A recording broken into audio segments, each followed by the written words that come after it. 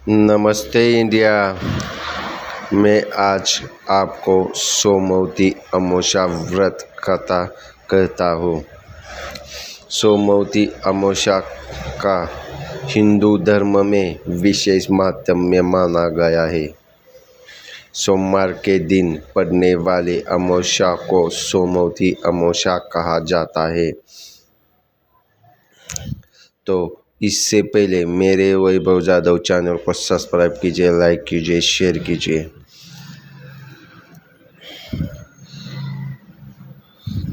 कथा।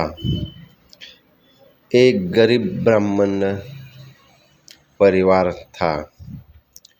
इसमें पति पत्नी के अलावा एक पुत्री भी थी। आयु के अनुसार पुत्री धीरे धीरे बड़ी हो गई। बढ़ती उम्र के साथ उसमें बड़ी हो गई।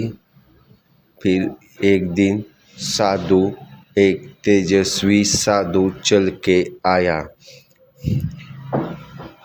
और गरीब ब्राह्मण गरीब था, इसलिए शादी की ब्राह्मण और ब्राह्मणी को चिंता लगी रहती थी। एक दिन ब्राह्मण जो साधु आया, उसने बताया कि वह बहुत ही सुंदर थी, सुशील थी और सर्वगुण संपन्न थी, लेकिन गरीब होने के कारण उसका विवाह नहीं हो रहा था। कन्या की सेवा से साधु महाराज का मन बहुत ही प्रसन्न हो गया। साधु संतों की खूब सेवा की उस कन्या ने।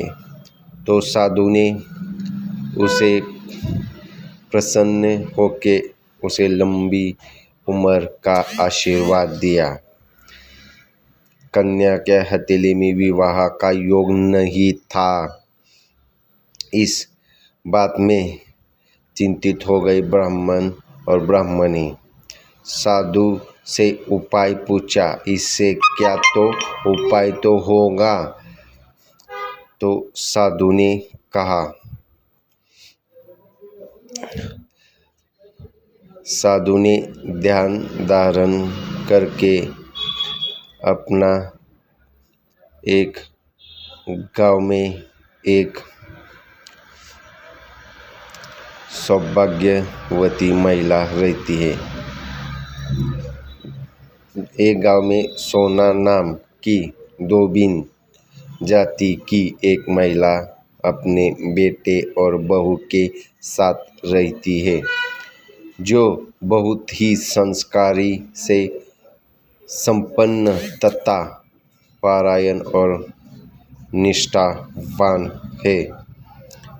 यदि एक कन्या उसकी सेवा करने और उसके विवाह पर वह महिला अपना मांग का सिंदूर लगा दे, उसके बाद ही कन्या का विवाह हो सकता है। तो साधु ने कहा कि इससे वैधव्य योग मिट सकता है। साधु ने यह भी कहा कि वह महिला आती जाती नहीं है। ये बात सुनकर ब्राह्मण ने अपने बेटी से धोबिन की सेवा करने की बात कही। अगले दिन कन्या प्रतिदिन सुबह जाके उनके जो बाहर के काम रहते थे वो सब करके आती थी। तो कुछ दिन, एक हफ्ता 2 हफ्ता चला गया तो उस धोबी ने अपने बहू से पूछा कि तुम तो इतने सुबह उठ के सारा काम करती हो और पता भी नहीं चलता। बहू ने कहा, माँ जी, मैं तो नहीं करती। सुबह उठ सारे काम खुद खत्म लेती है। मुझे लगा आप करती होंगी। और सासू ने कहा, मुझे लगा आप करती होगी। इस दोनों ने भी काम नहीं करते थे। फिर प्रश्न पड़ा उनके सामने कि अगर हम दोनों नहीं कर रहे हैं तो कौन आके करके जा रहा है। धोबी ने जैसे ही सुबह सुबह एक दिन दोनों छुप कर बैठी और वो ब्राह्मण लड़की आ गई और अपना नित्य काम करने लगी। तब ब्राह्मण ने आके पूछा कि बेटी, तुम सुबह सुबह आके काम करती हो, 2-3 महीने 4 महीने हो गए, हमें पता नहीं है, क्यों तुम ये सब कर रही हो। तो उस ब्राह्मण की कन्या ने कहा कि मेरे जीवन में विवाह का योग नहीं है। तो एक महातेजस्वी साधु ने, मैंने उन साधु की सेवा की और उन्होंने मुझे आशीर्वाद दिया ही कि तेरी लंबी आयु हो। और मेरे हाथ से लकीर देखी तो मेरे हाथ में शादी की लकीर नहीं थी। इसलिए हमारे माता पिता ने साधु से कहा कि इनके तो शादी में हो नहीं रही है, तो आप उसका कोई तो उपाय बताइए। तो उस साधु ने कहा कि एक गांव में धोबिन रहती है, आपका पता ध्यान लगा कि आपका मुझे बताया कि आप पतिव्रता स्त्री है और अगर आपके मांग का सिंदूर मेरे मांग पे लगा तो मेरी शादी हो सकती है। ऐसे मुझे साधु ने कहा है। तो मैं इसी आस से मैं सब कर रही हूँ। और उस धोबिन उस पर बहुत ज़्यादा प्रसन्न हो गई और अपने मांग का सिंदूर उसके मांग में भरा।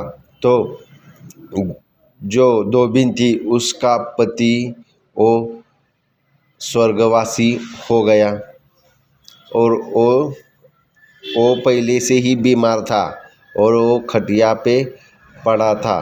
तो उन्होंने लगाया तो उसे मुक्ति मिल गई। इससे वो ब्राह्मण कन्या आशीर्वाद लेके चली